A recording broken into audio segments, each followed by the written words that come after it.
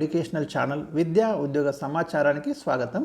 Daily GK and current affairs ఇవాళ 76వ video మీకు అందిస్తున్నాను. చాలా ఇంపార్టెంట్ క్వశ్చన్స్ ఈరోజు కూడా ఉన్నాయి. కరెంట్ అఫైర్స్ కావచ్చు, స్టాండర్డ్ జీకే క్వశ్చన్స్. మరి ఏ వీడియో కూడా మిస్ కాకండి, ఛానల్ని సబ్స్క్రైబ్ చేయండి. ఇవాళ ఫస్ట్ క్వశ్చన్ వచ్చేసి మనకి కరెంట్ అఫైర్స్. 2024 నవంబర్లో భారత్లో పర్యటించిన జర్మనీ ఛాన్సలర్ ఎవరు? సో ఇది మనకి ఫస్ట్ క్వశ్చన్. రైట్ ఆన్సర్ వచ్చేసి డైరెక్ట్ ఆన్సర్ ఇచ్చానండి, ఓలాఫ్ షోల్జ్. ఎవరైనా మనకి అంటే ఇతర దేశాల ప్రధానమంత్రులు కావచ్చు, అధ్యక్షులు కావచ్చు, ఇండియాకి వచ్చినప్పుడు వారు కుదుర్చుకున్న అగ్రిమెంట్స్ కానివ్వండి, వారు ఏదైనా ఇంపార్టెంట్ కాన్ఫరెన్స్లో పాల్గొంటే అది కానివ్వండి, క్వశ్చన్స్ అయితే మనకి డెఫినెట్గా అడుగుతున్నాడు. సో మరి ఎక్స్పెక్టెడ్ క్వశ్చన్ కాబట్టి ఇక్కడ ఇచ్చాను. ముఖ్యంగా ఒక అగ్రిమెంట్ కూడా కుదిరింది మనకు జర్మనీకి మరి ఇండియాకి మధ్య కుదిరిన అగ్రిమెంట్ ఏంటంటే గ్రీన్ హైడ్రోజన్ ఉత్పత్తికి సంబంధించి ఒక కీలకమైన అగ్రిమెంట్ అనేది కుదిరిందండి. ఈ గ్రీన్ హైడ్రోజన్ అంటే కూడా నేను ఇక్కడ ఒక క్వశ్చన్ ఇచ్చాను మీకు, ఎందుకంటే ఇది చాలా లేటెస్ట్ కాన్సెప్ట్ కాబట్టి మీకు సైన్స్ అండ్ టెక్నాలజీలో కానివ్వండి చాలా ఇంపార్టెంట్ బిట్ ఇది. గ్రీన్ హైడ్రోజన్ అంటే మీరు ఏమని అర్థం చేసుకోవాలంటే, మనం ఏం చేస్తామంటే నీటిలోకి మనము విద్యుత్ శక్తిని పంపిస్తాం. ఆ విద్యుత్ శక్తి కూడా ఎక్కడి నుంచి తీసుకుంటాము? పునరుత్పాదక ఇంధన వనరుల ద్వారా. అంటే సౌరశక్తి కానివ్వండి, గాలి నుంచి కానివ్వండి, విండ్ ఎనర్జీ అంటాం కదా, లేదా జియోథర్మల్, ఇట్లాంటి పునరుత్పాదక ఇంధన వనరుల ద్వారా మనము విద్యుత్తును ఉత్పత్తి చేసి ఆ విద్యుత్ శక్తిని నీటిలోకి పంపించి, అక్కడ నీటిలో మీకు అందరికీ తెలుసు H2O కదా, హైడ్రోజన్ ఆక్సిజన్ ఉంటాయి. ఆ నీటిలోకి ప్రసరింపజేసినప్పుడు అక్కడ ఏం జరుగుతుంది? మీకు హైడ్రోజన్ ఆక్సిజన్ మూలకాలుగా విడగొట్టే ప్రక్రియను మనం విద్యుత్ విశ్లేషణ అంటున్నాం. దీంట్లో మీకు హైడ్రోజన్ ఏదైతే ఏర్పడుతుందో ఈ హైడ్రోజన్ అనేది మనకు ఇంధనంగా ఉపయోగపడుతుంది. ఇక్కడ ఎలాంటి వాయు కాలుష్యం అనేది ఉండదు. దీన్ని ఇలా ఏర్పడ్డటువంటి హైడ్రోజన్ని మనం ఏమంటున్నామంటే గ్రీన్ హైడ్రోజన్ అంటున్నాం. ఇది చాలా అంటే మనకు విపరీతమైనటువంటి శక్తిని అయితే జనరేట్ చేస్తుంది, మండిస్తే విపరీతమైన వేడి ఉత్పత్తి అవుతుంది. కాబట్టి రేపు ఇండస్ట్రియల్ డెవలప్మెంట్కి ఇది చాలా కీలకమైన ఇంధనంగా మారబోతుంది. అదే గ్రీన్ హైడ్రోజన్ కాన్సెప్ట్ అండి. ఇండియా ఇంకొకటి డిసిషన్ కూడా తీసుకుంది ఏంటంటే, మనకి భారతదేశం 2023లో గ్రీన్ హైడ్రోజన్ మిషన్ స్టార్ట్ చేసింది. అంటే మన టార్గెట్ ఏంటిదంటే 2030 నాటికి ఏటా 50 లక్షల టన్నుల గ్రీన్ హైడ్రోజన్ని మనం ఉత్పత్తి చేయబోతున్నాం. ఇది లేటెస్ట్ అండి, చాలా ఇంపార్టెంట్ బిట్ కూడా. ఈరోజు క్వశ్చన్ నెంబర్ 3 చూద్దాం. ప్రస్తుతం మన దేశంలో క్రీమీ లేయర్ వార్షిక ఆదాయ పరిమితి ఎంత ఉంది? అయితే ముఖ్యంగా బ్యాక్వర్డ్ క్లాసెస్, అంటే మన సెంట్రల్లో అయితే ఓబీసీ అంటాం కదా, అదర్ బ్యాక్వర్డ్ క్లాసెస్, ఇతర వెనుకబడిన తరగతులు. ఈ ఓబీసీకి మనము రిజర్వేషన్ ఇస్తున్నాము సెంట్రల్లో. ఏదైతే మండల్ కమిషన్ సిఫార్సుల మేరకు 27% రిజర్వేషన్ ఇవ్వనుంది కదా.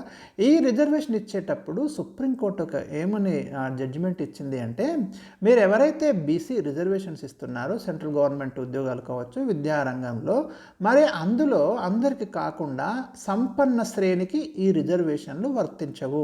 ఎవరి ఆదాయం అయితే, ఏ కుటుంబ వార్షిక ఆదాయం అయితే 8 లక్షలు దాటుతుందో వారికైతే మీరు రిజర్వేషన్లు ఇవ్వకూడదు. దాన్ని ఇక్కడ ఏమంటున్నారంటే క్రిమీ లేయర్ అంటున్నారు. ఈ క్రిమీ లేయర్ వార్షిక ఆదాయ పరిమితి ప్రజెంట్ 8 లక్షలు ఉందండి. ఈ ఆదాయం దాటిన వారికి రిజర్వేషన్లు వర్తించవు. దీన్నే మనం సంపన్న శ్రేణి అంటున్నాం. మీరు ఉద్యోగాలకు అప్లై చేసేటప్పుడు కూడా సెంట్రల్లో, ముఖ్యంగా స్టేట్లో కావచ్చు, మీరు క్రిమీ లేయర్ పరిధిలోకి వస్తారా రారా అనే ఆప్షన్ కూడా ఉంటుంది. మీ ఇన్కమ్ మోర్ దెన్ 8 lakhs కనుక ఉంటే మీరు క్రిమీ లేయర్ పరిధిలోకి వస్తారు, చూసుకోండి, లేకుంటే రారు. ఓకే, ఇక క్రిమీ లేయర్ అంటే సంపన్న శ్రేణి ఇక్కడ ఇచ్చాను. Question number 4. 2024 సంవత్సరానికి ప్రతిష్టాత్మక బుక్కర్ ప్రైజ్ ఎవరికి లభించింది? చాలా ఇంపార్టెంట్ అవార్డు అండి బుక్కర్ ప్రైజ్. మనం ప్రతి సంవత్సరం అయితే ఇస్తాము. సమంత హార్వే బ్రిటన్ రచయిత్రికి అయితే మనకు 2024కి ఆ బుక్కర్ ప్రైజ్ అయితే లభించింది. ఆమె రచించిన ఆర్బిటర్ నవల అండి. దీంట్లో ఉన్న కాన్సెప్ట్ ఏంటిదంటే అంతరిక్ష యాత్రికులపై ఈ నవల అయితే రాయబడింది. ఖచ్చితంగా గుర్తుంచుకోండి, చాలా ఇంపార్టెంట్, మోస్ట్ ఎక్స్పెక్టెడ్ క్వశ్చన్స్. అటు డిఎస్సి వాళ్ళకి కావచ్చు, ఇతర అన్ని కాంపిటేటివ్ ఎగ్జామ్స్లో రేపు ఎక్స్పెక్ట్ చేయవచ్చు ఈ క్వశ్చన్ని. బహుమతి విలువ వచ్చేసి 50,000 పౌండ్లు. 1969 నుంచి అయితే ఈ బుక్కర్ ప్రైజ్ అనేది ఇవ్వడం జరుగుతుంది. యునైటెడ్ కింగ్డమ్ అక్కడే ఇస్తారు మనకి ఈ ప్రైజ్. Question number 5. భారత రాజ్యాంగంలోని ఏ నిబంధన ఉచిత నిర్బంధ ప్రాథమిక విద్య గురించి ప్రస్తావిస్తుంది? ఆర్టికల్ 21A మనకి ఉచిత నిర్బంధ ప్రాథమిక విద్య గురించి వివరిస్తుందండి. 86వ రాజ్యాంగ సవరణ ద్వారా దీన్నైతే మనం భారత రాజ్యాంగంలో చేర్చడం జరిగింది. దీన్నే మనం విద్యా హక్కు చట్టం అంటున్నాం, రైట్ టు ఎడ్యుకేషన్ అంటున్నాం కదా, ఆర్టీఈ. సో మీకు దానికి సంబంధించి ఈ 21A ఉచిత నిర్బంధ ప్రాథమిక విద్య గురించి అయితే మనకి ప్రస్తావిస్తుంది.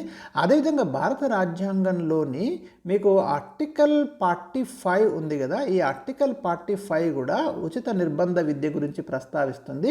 ఇది ఆదేశిక సూత్రాలలో ఉంది, గమనించండి. ఇదేమో ఫండమెంటల్ రైట్స్లో ఉంది, గమనించండి. రైట్, ఈ రెండు ఆర్టికల్స్ కూడా మీకు చాలా చాలా ఇంపార్టెంట్. క్వశ్చన్ నెంబర్ 6, ఓబీసీలకు రిజర్వేషన్లు కల్పించడానికి క్రిమీ లేయర్ విధానాన్ని పాటించాలని ఏ కేసులో సుప్రీంకోర్టు సూచించింది? మీకు ఇందాక చెప్పిన మీకు ఓబీసీలకు రిజర్వేషన్లు ఇచ్చేటప్పుడు ఖచ్చితంగా క్రిమీ లేయర్ విధానాన్ని పాటించండి అని సుప్రీంకోర్టు సూచించింది. ఎందుకంటే 8 lakhs ఆదాయం పైన ఉన్న వాళ్ళకి అవసరం లేదని చెప్పింది. సంపన్న శ్రేణి దిగువన ఉన్న వాళ్ళకు మాత్రమే రిజర్వేషన్లు ఇవ్వమని చెప్తుంది. ఏ కేసులో అంటే ఇందిరా సహాని కేసు 1992లో ఈ జడ్జిమెంట్ అయితే ఇవ్వడం జరిగింది. క్వశ్చన్ నెంబర్ ఇంకొక కొంత ఎక్స్ప్లెనేషన్ ఇచ్చారు ఇక్కడ చూడండి. 1979లో ఏర్పాటు చేసిన బీపీ మండల్ కమిషన్ ఏం చెప్పింది అంటే మన ఇండియాలో 52% ఓబీసీలు ఉన్నారని గుర్తించింది. వీరికి 27% రిజర్వేషన్లు కల్పించాలని సూచించింది. చాలా చాలా ఇంపార్టెంట్ కమిషన్ అండి మండల్ కమిషన్. ఖచ్చితంగా చాలాసార్లు క్వశ్చన్ ఉంటున్నది, మీరు గుర్తుంచుకోండి. క్వశ్చన్ నెంబర్ 7, ప్రపంచవ్యాప్తంగా తీవ్ర నష్టాన్ని కలిగించిన సునామీ ఎప్పుడు సంభవించింది? సో 2004 డిసెంబర్ 26న ఒక పెద్ద సునామీ సంభవించిందండి. సునామీ అంటే మనకి సముద్రాలలో వచ్చే భూకంపాలను సునామీలు అంటాము. ఇది జపనీస్ భాషా పదము సునామీ అనేది. ఈ ఇయర్ అయితే గుర్తుంచుకోండి. మీకు డిజాస్టర్ మేనేజ్మెంట్కి సంబంధించి అడిగే ప్రశ్నలలో ఇది ఒకటి. క్వశ్చన్ నెంబర్ 8, ఉత్పతనం అనగా ఏమిటి? మంచు నీరుగా మారకుండా నేరుగా నీటి ఆవిరిగా మారడాన్ని ఏమంటున్నామంటే సైన్స్ పరిభాషలో మనము ఉత్పతనం అంటున్నాం. Question number 9, national biodiversity authority సంస్థ ఎక్కడ కలదు? మీరు విని ఉండరు, ఈ బిట్ అయితే చాలా చాలా ఇంపార్టెంట్. బయోడైవర్సిటీకి సంబంధించి, జీవ వైవిధ్యానికి సంబంధించి ఇది చెన్నైలో ఉందండి. నేషనల్ బయోడైవర్సిటీ అథారిటీ సంస్థ. ఇలాంటి ఇంపార్టెంట్ హెడ్ క్వార్టర్స్ గుర్తుపెట్టుకోండి. బయాలజికల్ డైవర్సిటీ యాక్ట్ 2002, దీన్ని మనం జీవ వైవిధ్య చట్టం అంటాం కదా, చాలా ఇంపార్టెంట్ జీవ వైవిధ్య చట్టము. దీని అమల్లో భాగంగా కేంద్రం 2003లో ఈ బయోడైవర్సిటీ నేషనల్ బయోడైవర్సిటీ అథారిటీ ఎన్బిఏని అయితే ఏర్పాటు చేయడం జరిగింది. లాస్ట్ క్వశ్చన్ నెంబర్ 10, భారతదేశంలో బయోస్పియర్ రిజర్వులు ఎన్ని ఉన్నాయి? ఇక్కడ 18 బయోస్పియర్ రిజర్వులు అయితే ఉన్నాయండి. మొట్టమొదటి బయోస్పియర్ రిజర్వ్ నీలగిరి 1986లో మనము తమిళనాడులో ఏర్పాటు చేసినాము. ఫస్ట్ బయోస్పియర్ రిజర్వ్ ఇది. ఇక చివరిది పన్నా బయోస్పియర్ రిజర్వ్ 2011లో ఏర్పాటు చేసినాం. ఇదైతే మధ్యప్రదేశ్లో ఉంది మనకి. సో ఇవి మనకి ఈ రోజు ఉన్నటువంటి టాప్ 10 ఇంపార్టెంట్ క్వశ్చన్స్. రేపు మరి 10 క్వశ్చన్స్ అయితే మీకు అందిస్తాను. Thank you for watching. Video like చేయడం మర్చిపోకండి.